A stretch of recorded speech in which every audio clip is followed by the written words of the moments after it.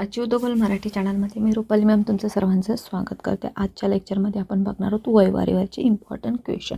बघा, एकदा व्यवस्थित समजून घ्या. कुठलाही क्वेश्चन आला तुम्ही तो सॉल्व करू शकता आणि येणाऱ्या एक्झाममध्ये खूप महत्त्वाचा असा हा टॉपिक आहे, कारण येणाऱ्या एक्झाममध्ये तुम्हाला यावर क्वेश्चन विचारले जातील, नेहमी विचारले जातात. त्यामुळे यावरचं एकही क्वेश्चन तुम्हाला मिस करायचं नाही. फक्त ट्रिक एकदा समजून घ्या. बघा, पहिला प्रश्न आहे, मेघा आणि राणी यांच्या वयाचे गुणोत्तर दिलेले आहे तुम्हाला 3:4. बघा इथे 3:4. त्यांच्या वयाची बेरीज दिली 42 वर्ष. तर राणीचे वय किती? तर मेघा आणि राणी यांच्या वयाचे गुणोत्तर दिले तुम्हाला. काय दिले? गुणोत्तर.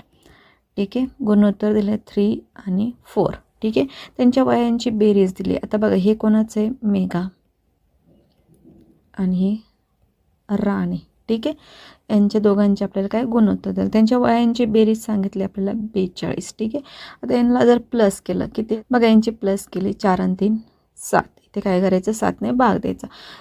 7 सकम 42. आपल्याला विचारलं काय? राणीचे वय. राणी किती? गुणोत्तर किती? 4. 6 चोक 24. हे काय झालं? राणीचे वय झालं. तुम्हाला मेघाचे वय विचारलं तर तुम्हाला मेघाचे वय विचारलं असतं तर काय करणार होते तुम्ही? 3 गुणिले 7 3 सक 18. हे झालं मेघाचे वय. ठीक आहे, या प्रकारे तुम्हाला कोणाचे वय विचारू द्या, मेघाचे विचारू द्या किंवा राणीचे, जर गुणोत्तर दिलेले असेल आणि बेरीज दिलेले असेल तर काय करायचं? गुणोत्तराची प्लस करायची आणि जी काही बेरीज असेल तिला भाग द्यायचा. जे काही आन्सर येईल त्याने ज्याचं वय विचारलं त्याला गुणा करायचं. ठीक आहे, एवढं लक्षात ठेवायचं. त्यानंतर नेक्स्ट क्वेश्चन बघा, राहुल व रोहित यांच्या वयाचे गुणोत्तर 8:4 आहे व त्यांच्या वयाचे गुणोत्तर. बघा, इथे कन्फ्यूज होणार आहे तुम्ही. इथे काय होतं? वयाची बेरीज होती. ठीक आहे, इथे काय आहे? गुणोत्तर आहे. गुणोत्तरला वेगळी ट्रिक यूज करायची आणि बेरजेला प्लसची ट्रिक यूज करायची आणि गुणोत्तर दिलेलं असेल तर मायनसची ट्रिक यूज करायची. आता बघा, राहुल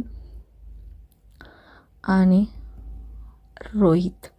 ठीक आहे, आता 8:4. आता मी आत्ताच सांगितलं तुम्हाला मायनसची म्हणजे किती? 4 येणार आहे.